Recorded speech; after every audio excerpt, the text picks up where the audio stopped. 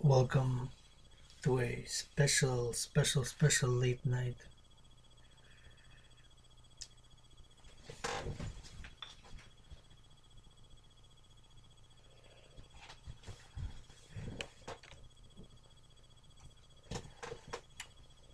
Rabbi Hani Niggunim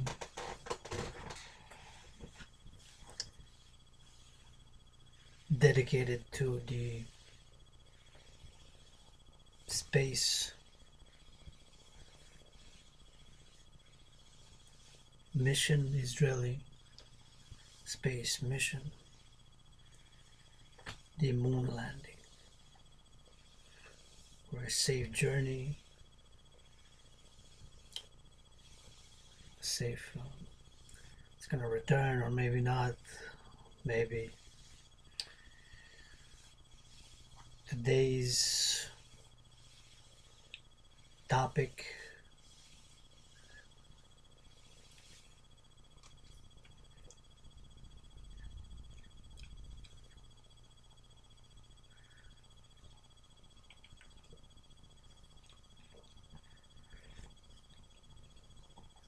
is Jewish civilization. Jewish civilization. What things is that talking about? What is Rabbi Hani talking about? As a student of Torah, of world religion, of history, of other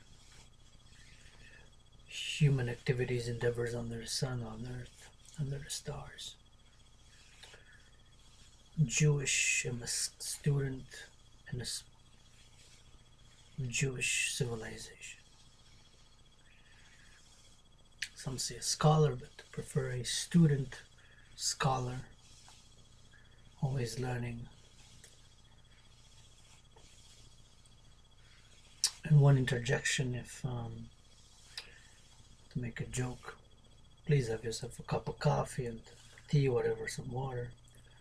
We'll be going for a few minutes, be discussing, but I want to begin with a joke.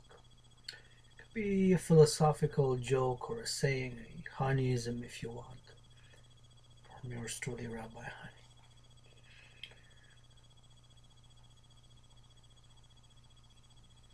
It came that anger came and upset me, and fought and still struggled with it. Disappointment came and still struggled with it. Frustration came and still struggled with it. Misunderstandings came and still struggled with it. Poverty came and still struggling with it. Financial precariousness, obesity or being overweight came and struggled with it. Indigestion came and struggled with it. Struggled with this, fought with that, wrestled with this. Man, somebody said, I'm so bored.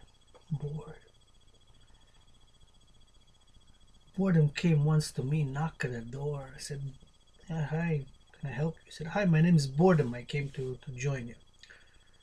I didn't have to fight. I say, Boredom, listen. There's so many languages I don't know in the world. There's so much things I don't know in the world. There's so much things just in Jewish civilization that I don't know. I'm a student, a scholar. But you're a scholar already. I have nothing left to learn, Boredom said to me, Mr. Bordenstein. So, Mr. Bordenstein, I get tired. I get frustrated. I get all the human condition, lustful thoughts. Rabbi Hani gets them, Watch whatever. Maybe some pornography from time to time, do a deed, an unscholarly deed or so, or this and that. And that's a bit. I study this, as an art, pornography, whatever have you. Then go back to science, the Israeli space shuttle going into the moon. I said, Boredom, listen, there's so much things I don't know about the moon. I mean, I have to revise them, maybe I forget. What do the scientists say? How much does it weigh? How much do we really know? Boredom so said, no, but let me in, Listen, bored. I let in so many things. I let in poverty, financial precariousness, frustrations, anger, resentment, jealousy, all the bad in Rabbi Hani. I mean, I know there's so many of these friends, impurities, sickness, illness, chronic years, 7 years, poverty, illness, sickness.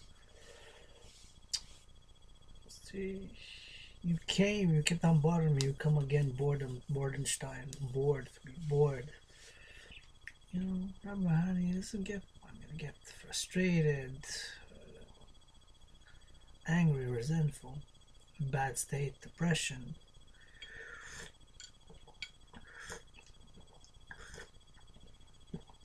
Feeling hopeless, all sorts of bad things, crying, emotional pain, suffering, fears, whatever, hidden lusts, hatreds, misunderstandings.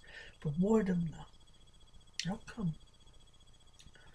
Mr. Bordenstein, as I said, first of all, this universe, this world, so many things in it to know. So many things just in Jewish civilization to know that I'm still a scholar, a student. And how many paths have Yidden and those who have joined Jews traversed since Jacob, our forefather Israel? Just to meditate upon that name and the meanings of the name Israel and how he got it. The story of struggling all night with the angel. When dawn was coming, the angel says, gotta let me go because dawn is coming, the sun's rising. What is this? Has to go. Only has the powers in the night to attack Jacob. Creatures of the night. What is this? Vampires. Just that. So that's the joke. I said, Mr. Borstein, I'm sorry again that you want to hang around, but I might be tired, might, this and that, but I'm not bored. Not bored. So,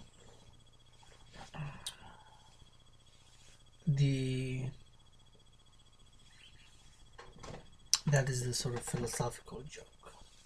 Boredom comes, knocks at the door, lets you in.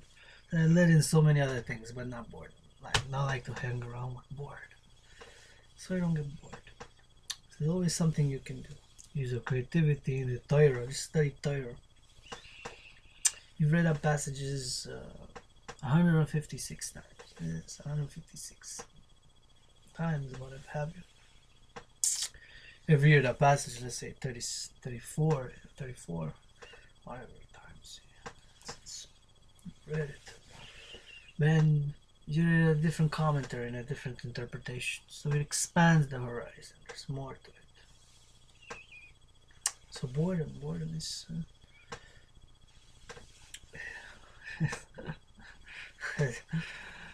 Jews are not supposed to get bored. That's a joke, a lesson, philosophical. So we continue now.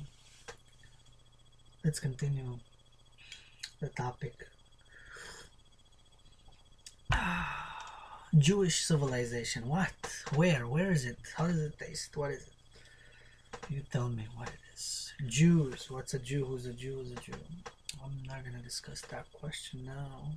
We might touch upon it, but now we're talking about Jewish civilization. As a student scholar of Jewish civilization, yours truly, Rabbi Hani, an advocate, supporter, and of course defender of Jewish civilization. This cup of coffee, Rabbi Hani Niggunim, is dedicated to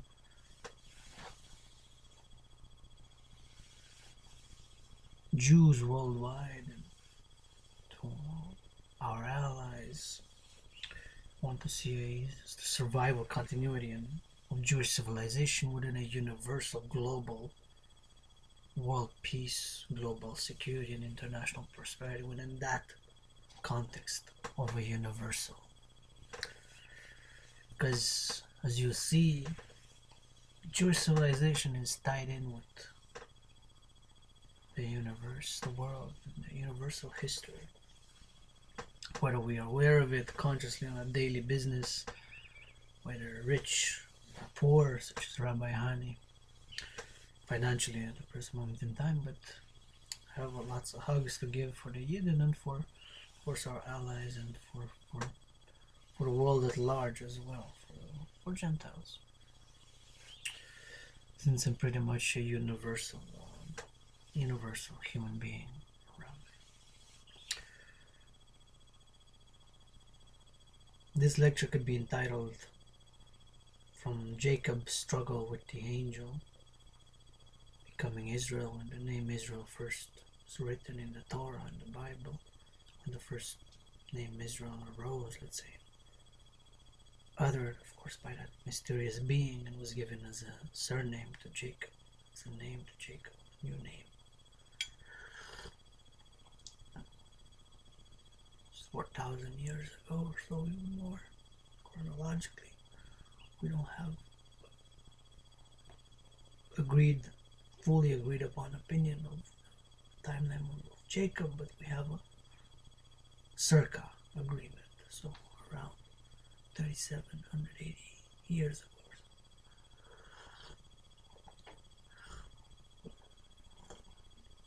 Before the Common Era. So rewind 3,700, more than 3,700 years from now. I'm doing the video March 6th, 2019, according to some.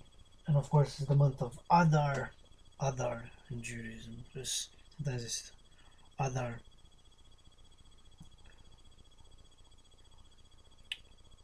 The month of Adar. But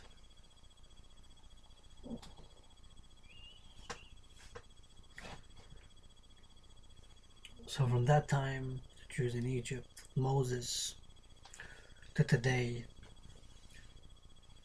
Israel close to become the fourth country, state, or nation in the world, in the history of mankind, of human civilization, to successfully send a probe, call it more technical terms, an unmanned spacecraft or a space mechanical device. So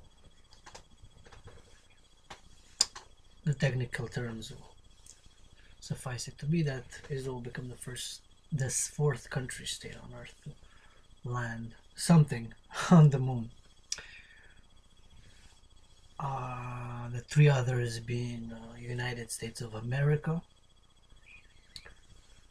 Russia, mostly, of course, have to mention Russia during the USSR period, United Soviet Socialist Republic, and China. Tiny Israel as a country.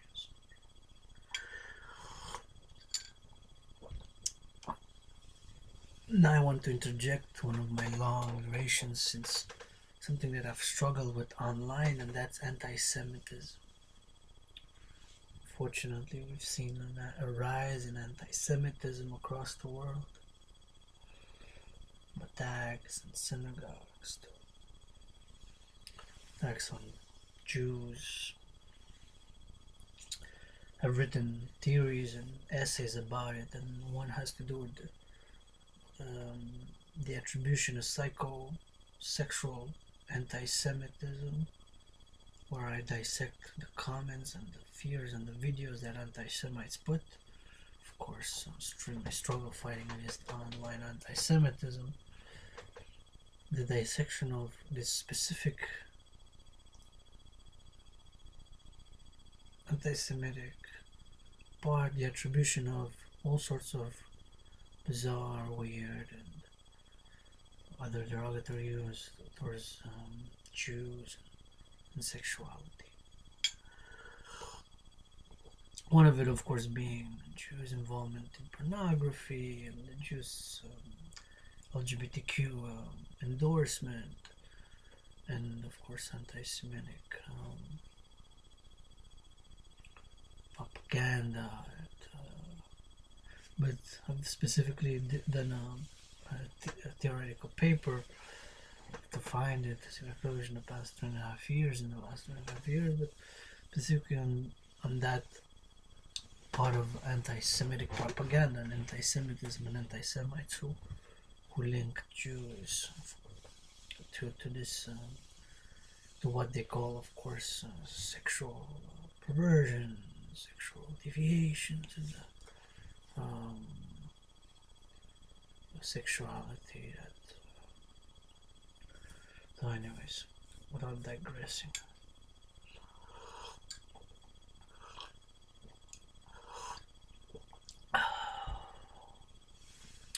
Jewish civilization, and when I deal with online anti-Semitism, I always stress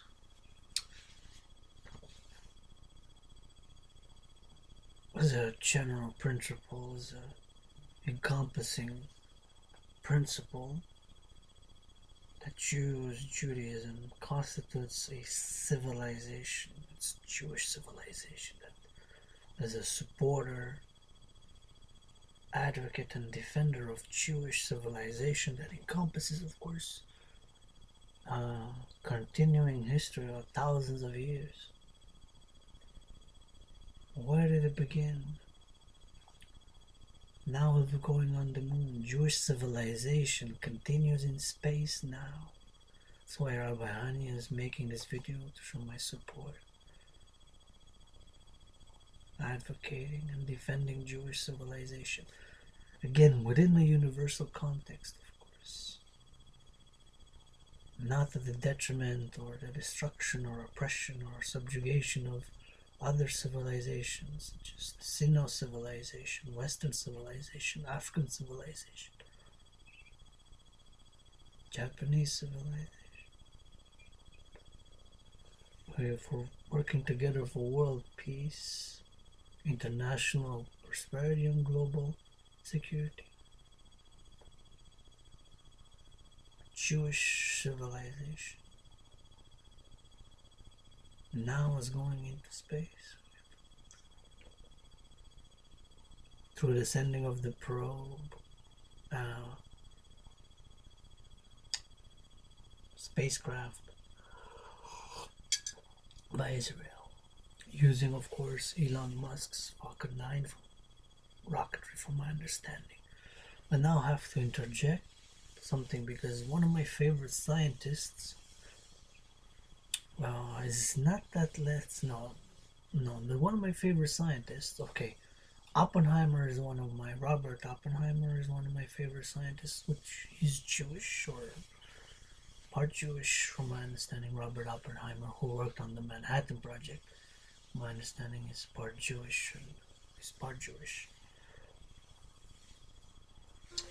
But one, because I said Falcon 9, the rocket which was used to help propel the spacecraft, Israeli spacecraft, or unmanned probe, whatever term we use, to go to the moon. One of my favorite scientists, actually, is not that well known.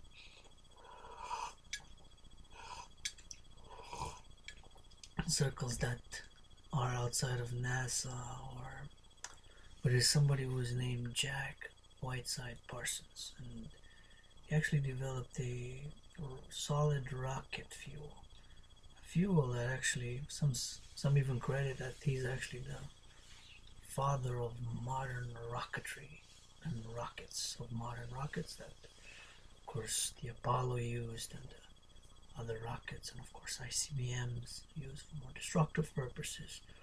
The father of rockets, Jack Whiteside Parsons, not that well known, is one of my favorite scientists.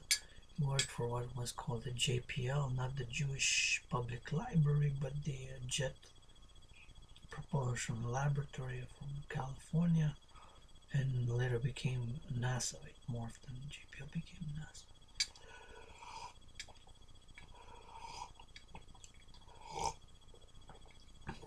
So Jack White side Parsons, one of my favorite sides. It's the non-Jew world. He's not.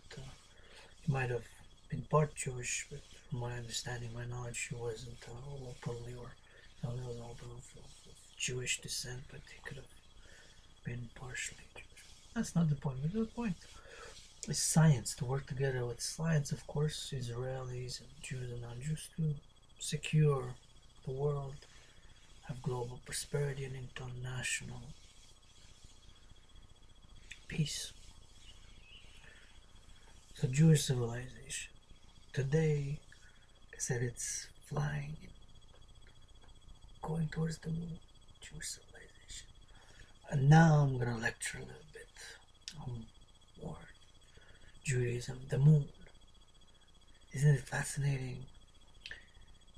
Talk Jewish civilization, and of course, sages of Israel, Rabbanim, the rabbis, sages of Israel, have likened Israel to the moon. Also, you see a full moon there. Of course, the moon waxes and wanes. And although there's Jewish leaders and prophets who have been equated to be like the sun, just Moses was like the moon, but see that he's shown like the sun, and Joshua and Jacob, of course, is compared, and Joseph and Joseph to the sun, but the Jewish people as a whole entity are likened to the moon. So the Jewish calendar is actually interesting that it's lunar, but at the same time it's lunar and solar, because there's days that are added and calculated to bring it into balance and harmony with the sun. But the sages of Israel have likened Jews, Israel, children of Yaakov, Bnei Israel, the children of Israel, Israel, it was Jacob, of course, to the moon. The moon waxes and wanes, and this we see as a sort of pattern in Jewish civilization. Although there's a continuity to ancestors who were in Egypt thousands of years ago, when ancient Egypt, the ancient Egyptian civilization, of course, was the superpower of the world. Right?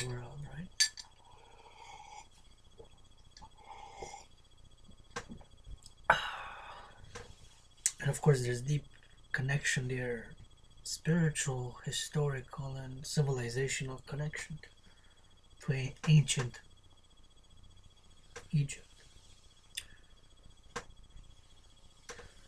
So back before Hanism's Rabbi Hani digressed, as any good rabbi should, that the Jewry,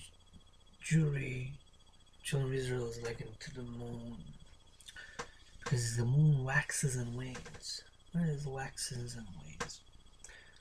And this pattern in Jewish history and Jewish civilization, the people, the Jewish people, we see it. How come?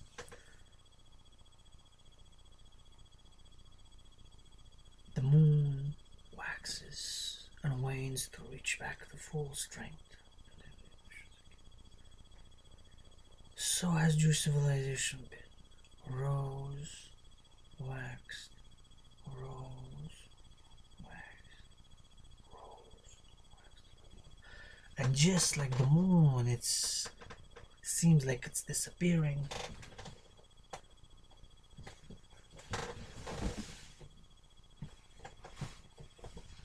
It was blotted out of existence, slowly resurging again. Don't have to go, fortunately, that far back in Jewish civilization, which is tied in with world universal civilization. Of course, the Holocaust.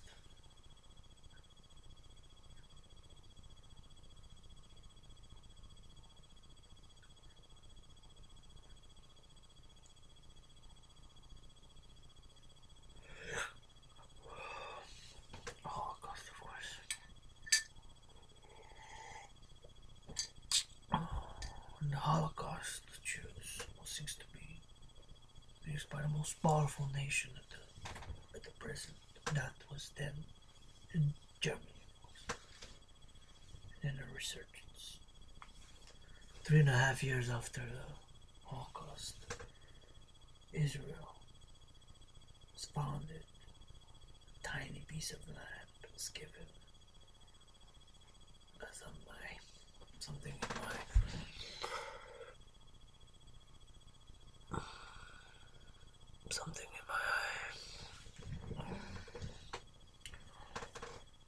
And yeah.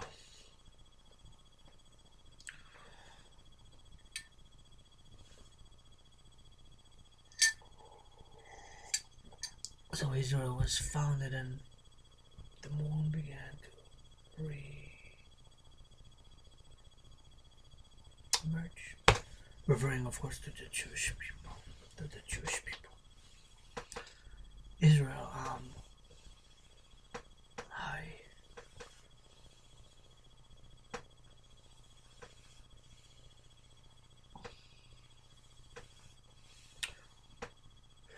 Three important words.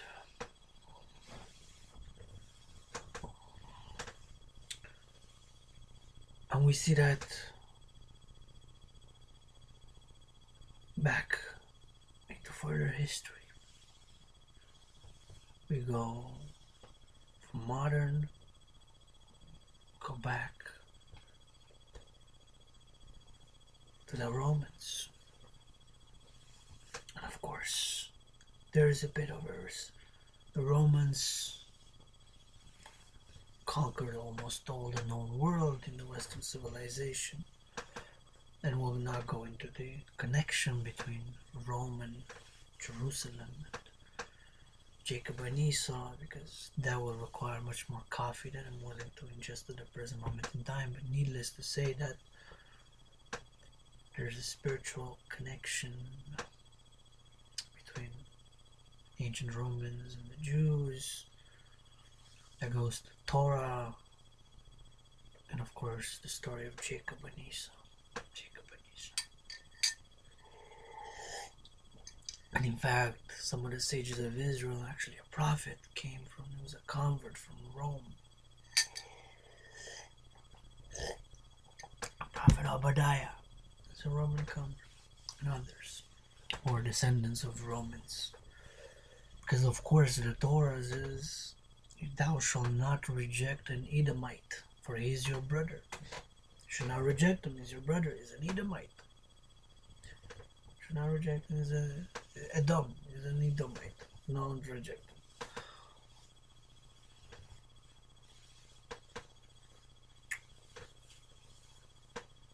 It's referring to conversion throughout the centuries. And of course, there's not conversion just to Judaism, but Jews, of course, some Jews, of course, some, of course, I have to say some, because generalizing, it's always, have to be very careful when we generalize it.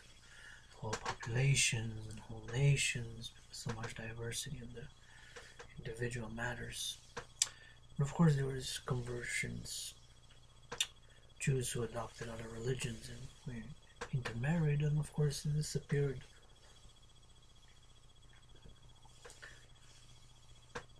So just like the moon, Jewish civilization waxes and wanes, and like the moon, when it almost seems like it's disappeared, slowly starts to resurge again, to healing, to becoming more strengthened, to rising. And just like today in 2019, we celebrate Israel going to the moon. April 11th, if everything goes well, Bezrat Hashem, and also scientists who've their knowledge, their wisdom, and their efforts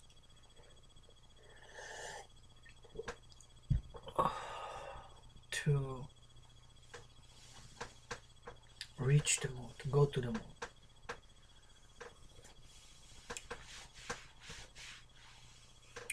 April 11th, Israel is set to land on the moon. Of course, when we say Israel, it's not the 7 million people that are going to the moon, right? That's not what I'm saying. What I'm saying is the spacecraft. It's funny if we analyze sometimes when we say linguistically, right? It's not the abstract of Israel. It's like the name Israel. It's so holy and so mysterious and so sacred that just doing meditations, and we see that the sages of Israel had also differing opinions, but they're not conflicting opinions. They're complementary opinions as to what the name Israel means. And in my other lecture, if you see the mystery of that I've done, well, that's going to only be part one because it's just a tiny introduction. But of course, it's meant to be an introduction. Just the name Israel is it's not a consensus. The sages of Israel of what the name actually means, or incarnates, embodies, right? The name. In Jewish tradition, the name carries a potency, spiritual potency, which reflects in the physical manifestations and what have you. But the name Israel, of course, was given by an entity, a being. Was it God? Some say it was God. Some say it was an archangel, some archangel of Edom, so, the twin brother of Jacob. How come would embody? But I'm not gonna go into that. That's another few cups of coffee just for that discussion and conversation. But nonetheless, there's no consensus on what Israel means. But it doesn't mean that it's in conflict. Some says the Prince of God. Israel means Sar, from the root word Sar, and El, the name of God, A-L, Aleph, Lamed. Right? It's just one of the main names of God in Judaism. Gematria, we're not going to Gematria and Kabbalah, but suffice it to say, some say struggles with God. Well, it seems that it's antithetical to say it's the Prince of God, a Prince of God. How can it be at the same time a Prince of God who struggles with God? Well, you can go deeper into the interpretations, but the opinions of what the name Israel means, to me, Rabbi Hani says that they're not conflictual. They're not in opposition. They're very complementary. If one goes deeper to the story of Israel, fighting all night with that entity who you had to let go at dawn, right? Says, go, let me go, for the sun is about to shine on the sunshine on me.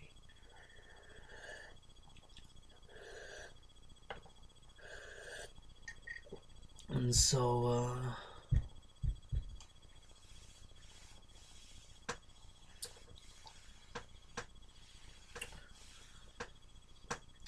yeah.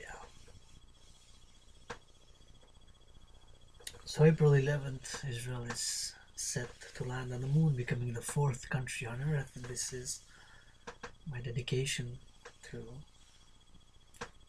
cooperation and peace between Jews and non-Jews, to make peace with Israel and the world, for a free world, a secure world, a prosperous world, a world of peace.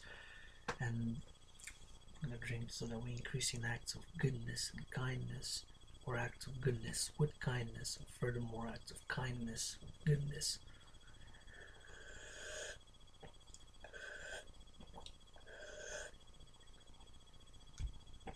That we should increase in it. And so another point is, interestingly enough, that it's the 4th country to go on the moon, with everything be successful and attain on the 11th of April. It will be the attainment of the probe, of the spacecraft will go. Israel will become the 4th country. The history of mankind in space exploration, to land an object, a probe, a spacecraft,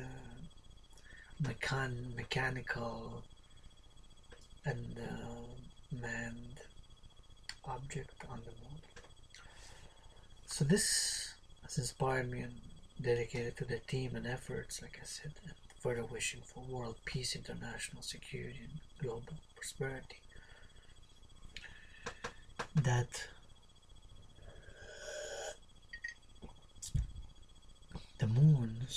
in many ways symbolizes Israel with the waxing and waning. The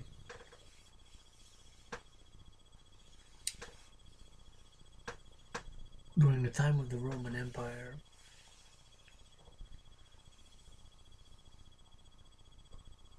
one can say that when King Herod, or before he occupied Judea, it started the waning again, or when Queen Bernice was in power.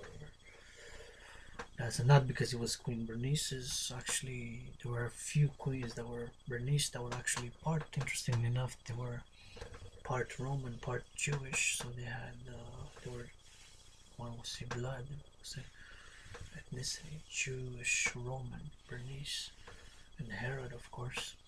Because there was intermarriage, of course, with the Roman nobility and what were called in the Roman civilization the patricians, which were sort of like the aristocratic classes of the ancient Roman Empire, and also civilization, I would say, ancient Roman civilization.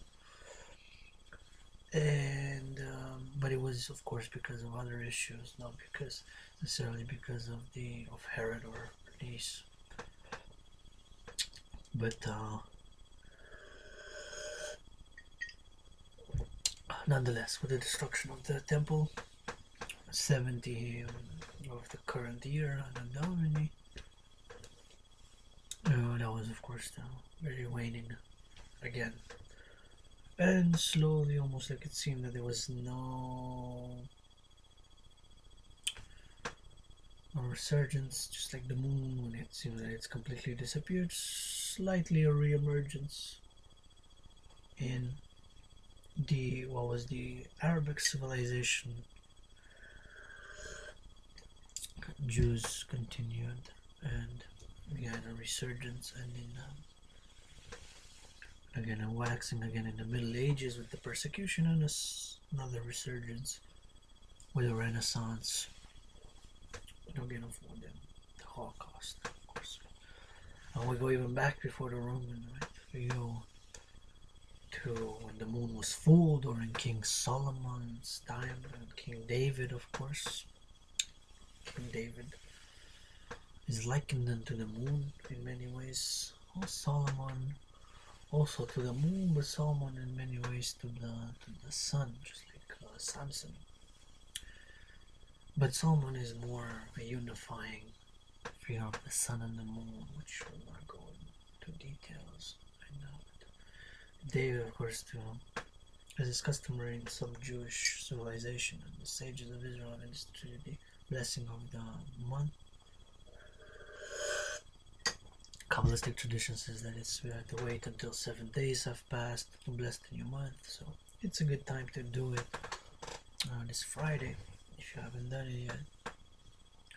So Kiddush Levana, the blessing of the new moon, and of course, like into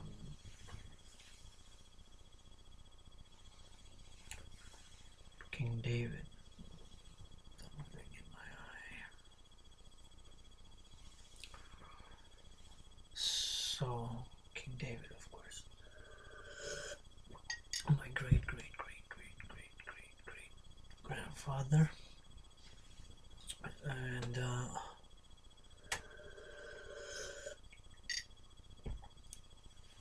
of course Solomon, the moon was full, became full during David's time, but it was full during Solomon. After it began to wane again, when, of course, with the Babylonian Nebuchadnezzar destroyed the first temple, Nebuchadnezzar, and the exile in Babylon, it seemed like, and Haman, of course, Purim's coming, so it's like Haman, the story of Haman and Esther, of course, it seemed like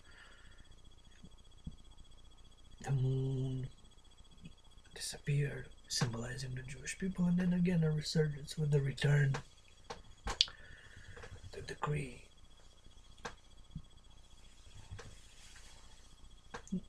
by the Persian emperor, king, returned the Jews to rebuild the temple. And remember, we go back further than the Romans, we go 2,600 years before, so 600 and almost 700 years before the Romans destroyed the second temple.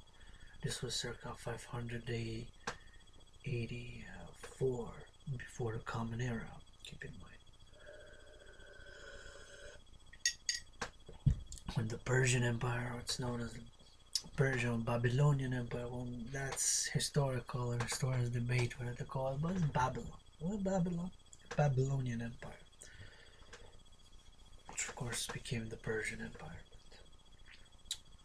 with the continuation, of course, of the ancient Sumeria, the area of ancient Sumer, which goes back even further, but Babylon, because it's more common in Jewish tradition to name Babylon, by the rivers of Babylon, as the song goes. And so in Babylon, Babel,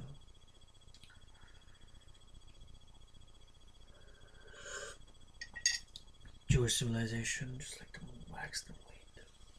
And of course we go back even further, right? And one can say that the moon was again full, or for the first time in Jewish civilization. And again, this is my opinion as Rabbi Hani. We can discuss it, converse it. But that the first full moon of Jewish civilization, 42 minutes in, hope I haven't bored any of you. Again, if you're bored, that's your problem. But hopefully you've meditated on what you know about Jewish civilization and scripture and history and things. Well, you've heard my conversation, lecture, coffee.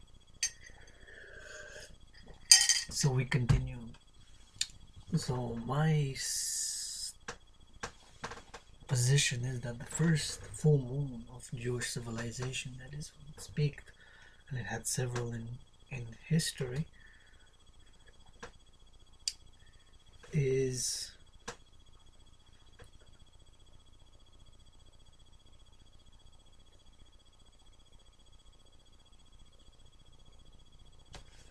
when Joseph was in Egypt, and when Jacob, also known as Israel, also went in Egypt to meet Joseph and to meet Pharaoh, where, interestingly enough, Jacob blessed Pharaoh.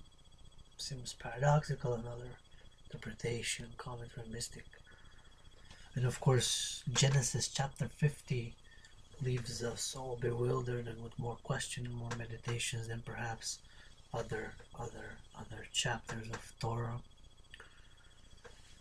I would say, how come Jacob, Israel, was embalmed? Our forefather Israel, why were their rights to be embalmed by the Egyptian in their spiritual traditions, in their religious, some will say, traditions, to actually stated in Torah?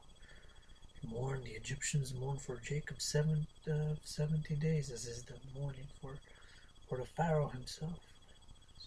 Seems paradoxical that it says all of Egypt mourn for Jacob, and the Pharaoh's household and the wise men mourn for Jacob. Right? But anyhow, so in my opinion, that is when the first full moon, if you want, Jewish civilization, people of Israel, first full moon, glory, wellness, and health, blessings, and wisdom and understanding and knowledge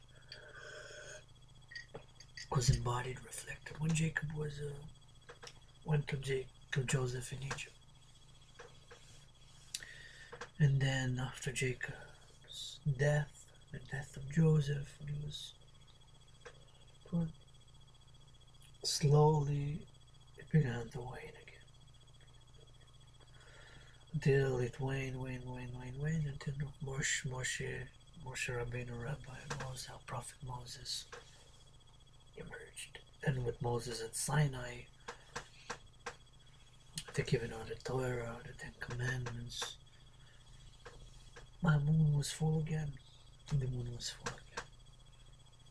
And then not waning until Joshua, and then full moon, and then waning again until Samson. And we have to also mention that Judaism and Jewish civilization, we've had prophetesses, women prophetesses. My opinion is that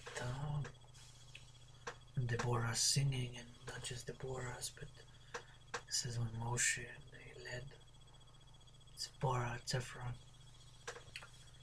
and the women into the dancing. That was one of the holiest dances performed in the history of spirituality.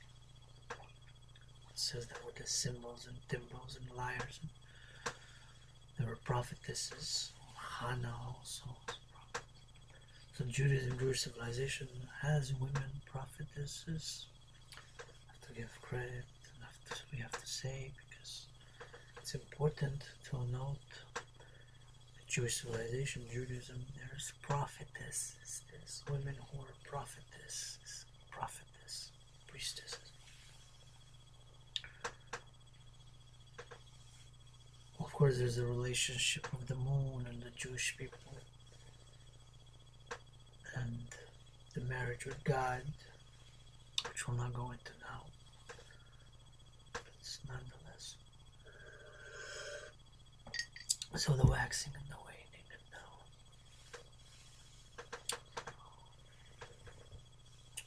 from my understanding, April 11th, when Israel will become the fourth country to land a spacecraft, an unmanned probe machine on the moon.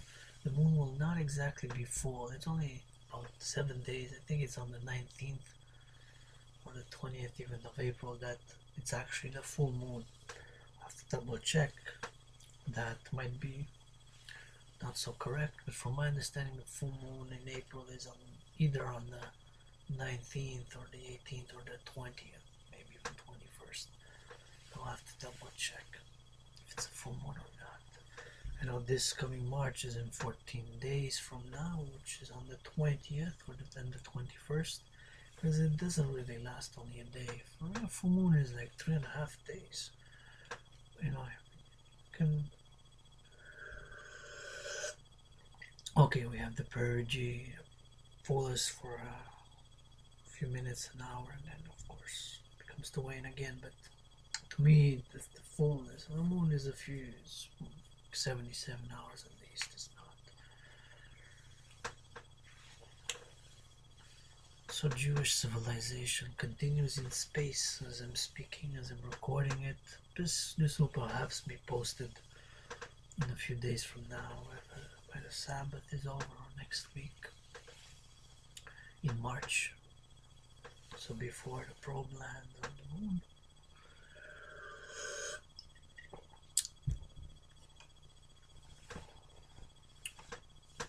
Jewish civilization constitutes thousands of years of ethics, of science, of literature, of entertainment, and even in agricultural matters, right? Of agriculture,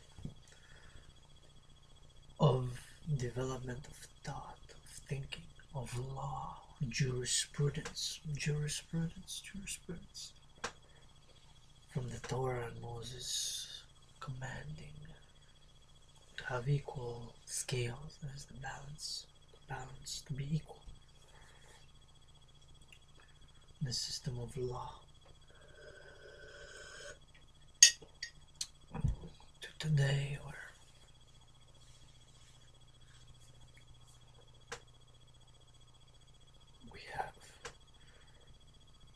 tremendous technological and scientific discoveries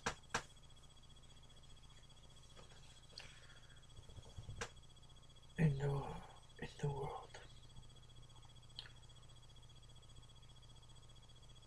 Going to the moon and space exploration is relatively in the history of human civilization and science and technology even development is a new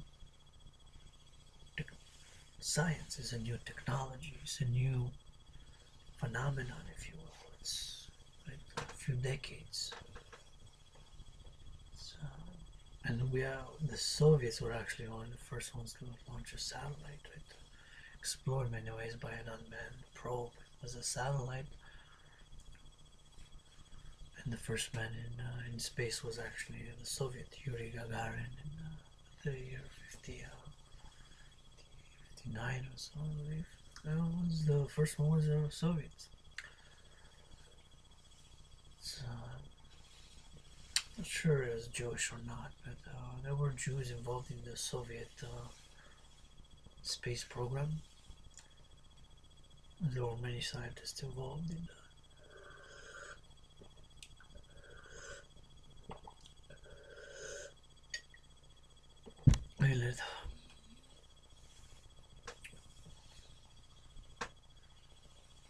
But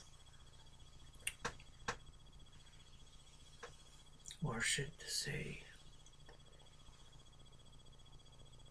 that we hear a lot of Israel as a nation state, we hear Jews, but less, and that's why myself as an advocate, supporter, and defender of Jews and Israel, Jewish people, stress Jewish civilization, which of course comprises the people, but it's more universal. It's a Jewish civilization. It's a living one today. It's going to science and to technology, Jewish civilization, through those people on the ground, the scientists, flesh and blood like myself, like you, like all of us with feelings, concerns, thoughts, upsets maybe. Maybe Borenstein came with a few scientists, and the scientists said to Mr. Boren, I'm not going to be bored. Borenstein, Bordenstein, go away. I have to find a way to go to the moon.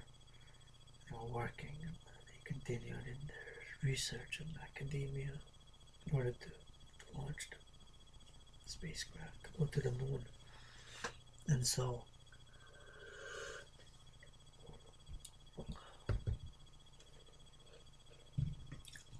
I'm going to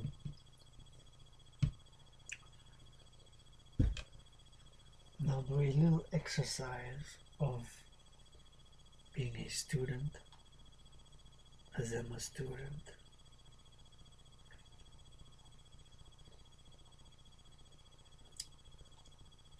And we'll Google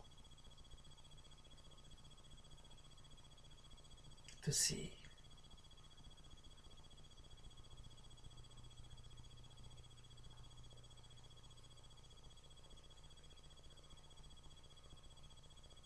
there we go, Israel moon. Bereshit, of course, I forgot to mention. I'm gonna mention Bereshit in Genesis. Bereshit, the beginning Genesis. Bereshit. In the book of Genesis, the first full moon, Joseph in Egypt, and when Israel and his brothers, 12 tribes of Israel, and Dinah went into the first full moon, if you will, of Jewish civilization, sitting in Egypt with Joseph, and Jacob, also known as Israel, of course Pharaoh, first full moon. Am Israel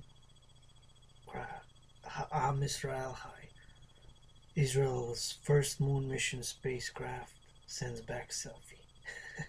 Sends back a selfie. Am Israel High. So where can we read it? Let's read. At a distance of 37,600 kilometers from Earth, Bereshit's selfie camera took a picture of Earth. Australia can be clearly seen. This photo was taken during a slow spin of the spacecraft, and for the first time see the Israeli flag and text, Am Yisrael Chai. And Israel? Who's Israel? Who's Jacob? That guy who fought that archangel all night. And not only he fought, he struggled, he wrestled. Those words are interchangeable. Struggling, fighting, wrestled. But he got injured. Jacob got injured. He emerged from the injury to be blessed with a new name. This name is Israel. And now it's a country, it's a state, independent state. Refounded after thousands of years. It's like the moon waxing and waning. And paradoxically, if you will, providentially or paradoxically, the name Israel, this was given as Jacob got injured from that being, some say archangel, the divine creature, who said to Jacob in Genesis chapter 32, let me go, for dawn is coming. So we saw the glimmer of orange reddish dawn, right? The sun's about to rise. I gotta go, for dawn's coming, the sun's rising. So just as the sun was rising, after a whole night of struggle, of battle, of wrestling, so let me go, I gotta go, because the sun is almost rising. I gotta go, the sun's rising, what's gonna happen? You get the paradox, because the night is ruled by the moon, the stars, of course. Anyway, of course, after the state, if we don't, outside we see so many stars, there's so much light.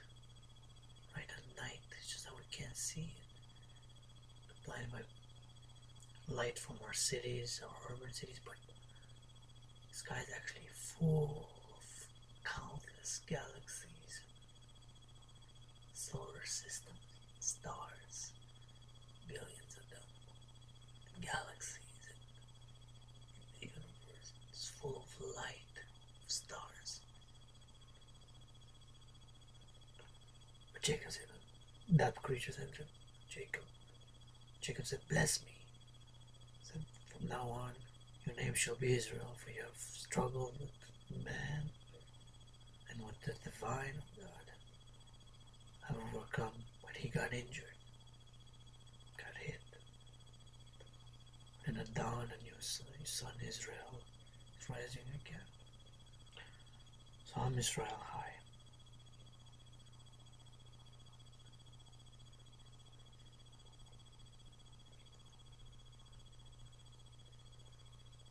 So Bereshit, of course it's called Bereshit.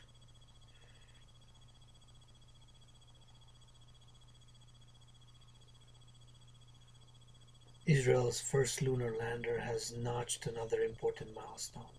Its first in-space selfie. The Hebrew phrase Am Yisrael Hai translates as the nation of Israel lives.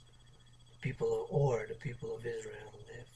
Bereshit, a joint project of the non-profit group Space EL and the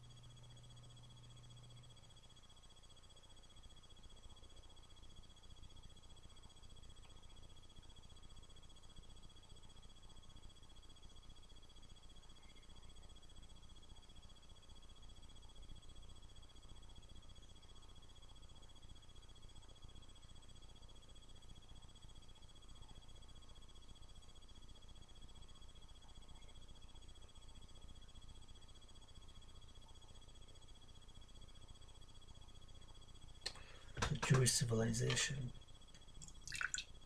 continues in space today. Many moons have waxed. It's like the Jewish people, Am Israel High, or World Peace, International Security, and Global Prosperity, Rabbi Hani. Am Israel High, Am Israel High, Am Israel High, Am Israel High, Am Israel High, Am Israel High, Am Israel High, Am Israel High. Am Israel High, Am Israel High, Israel High, Am Israel High, Am Israel High, Am Israel High, Am Israel High, Am Israel High, Am Israel High, Am Israel High, Am Israel High, Am Israel High, Am Israel High, Am Israel High, Am Israel High, Am Israel High. Am Israel, Am Israel, Am Israel, Am Israel, Am Israel, Am Israel, Am Israel, Am Israel, Am Israel, Am Israel, Am Israel, Am Israel, Am Israel, Am Israel, Am Israel.